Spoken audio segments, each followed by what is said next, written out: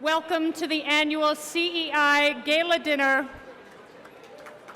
It is wonderful to have such a beautiful, talented, incredible group of people gathered in a single room. And it also marks the 30th anniversary of CEI's existence.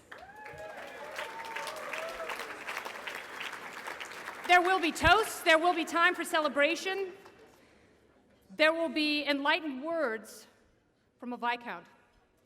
Matt Ridley is here. His pedigree is as impressive as the words that pour from his brain. John Tierney will be honored tonight. Many lives will be changed at the CEI dinner, for better or for worse. And as CEI enters into its 30th year, it really wants to have a baby. And that's where you come in. Tonight, by the way, my name is Kennedy. It's wonderful to be your mistress of ceremonies. I know my good friend John Stossel has stood before you many times, and from him I borrowed the purple spandex, and I'm forever grateful. As you know, it's an 80s theme, and I am dressed like Jennifer Beals from Flashdance. Thank you. The Lord our God provided the hair. The rest was surprisingly American Apparel. A man who has been an emotional mentor for me. You know him, you love him, he is at the helm of CEI, and he is going to steer this ship right into the rocks if we do everything right tonight. Here he is. Give it up for Lawson Bader.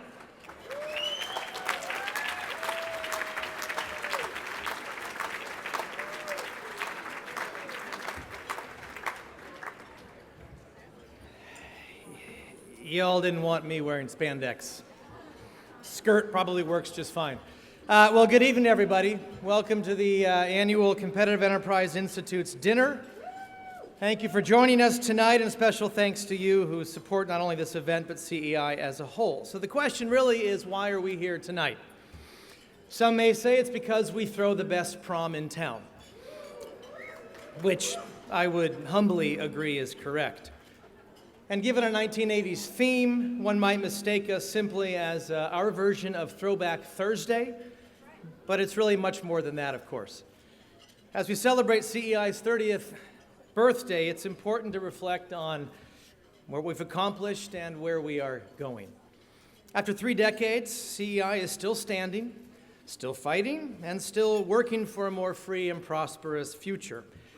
And that's really why anniversaries matter. They remind us of how far we've come and what we are capable of achieving together. Now, people around the world recently marked 70 years since the Allies landed in Normandy. And this fall, we will commemorate the quarter century since the collapse of the Berlin Wall. And that got me thinking. That is a good thing to clap for, by the way.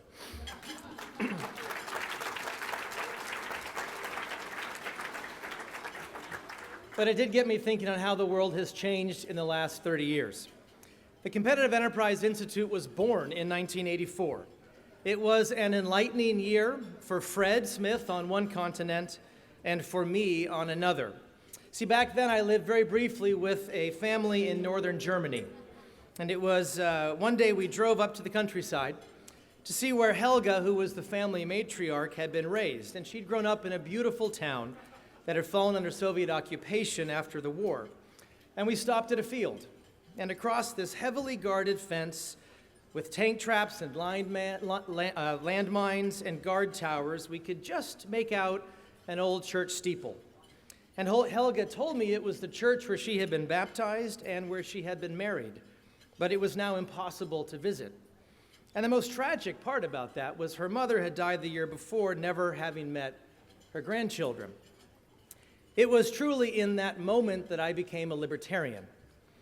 No institution, public or private, has the authority to control the human conscience. And no economic system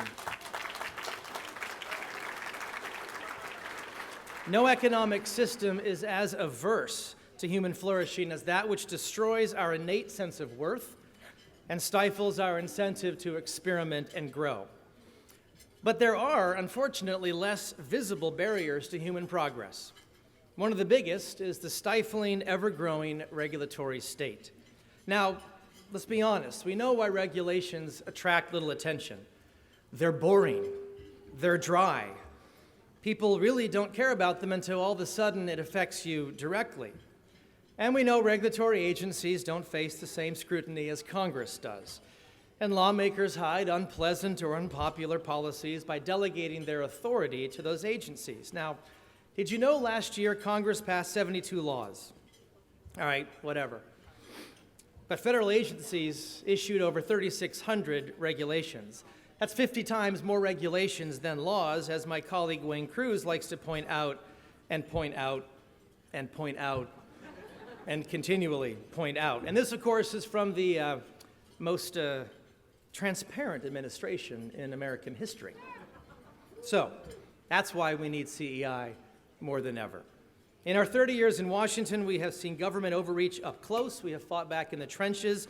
We have survived 5 presidents and 3 wars, and we are about to outlast Henry Waxman.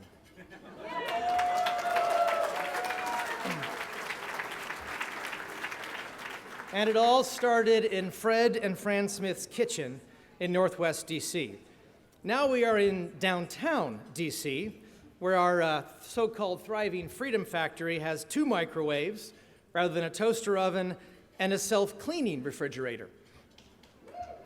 Now, last year we saw a changing of the CEI Guard, from a venerable bearded Yoda to a kilt-wearing Highlander. After all, there can be only one.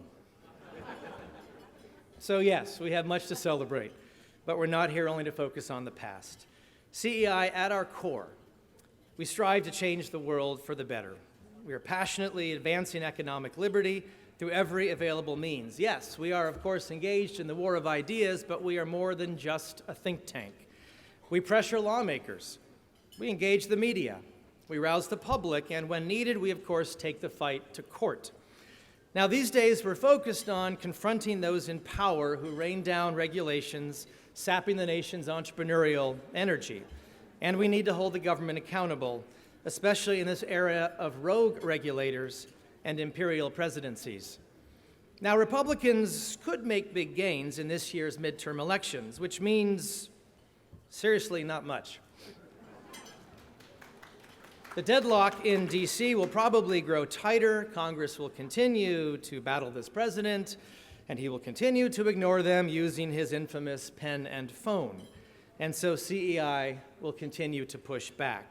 Now, remember how I mentioned taking the fight to court? As many know, we are currently involved in 2 court challenges to Obamacare, specifically its illegal exchange program. And I'm very honored tonight that we have with us one of the lead plaintiffs in this litigation, David Klemenchek from Ellenboro, West Virginia. David, where are you? I can't see, so. There he is. And also joining us is the first expert to discover the illegal nature of the IRS rule, which is at the heart of these cases, Tom Christina of the law firm Ogletree and Deakins. And just last week, CEI filed a lawsuit against the National Security Agency.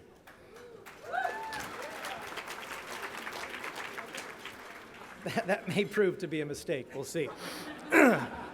We're asking the NSA to snitch on the Environmental Protection Agency. Because when EPA officials informed us that they didn't have any records of their communications with their environmentalist buddies, we decided to try to get them from the agency that we know does have those same things. Thank you, Edward Snowden. However, here's the problem. The EPA told us that if we leave them alone, they will gladly give us learners' email. So thank you to the CEI board, my colleagues, and to all of you. Thanks to your generous support. I am very pleased to announce that we have raised a record $1.1 million for tonight's dinner and our biggest crowd yet.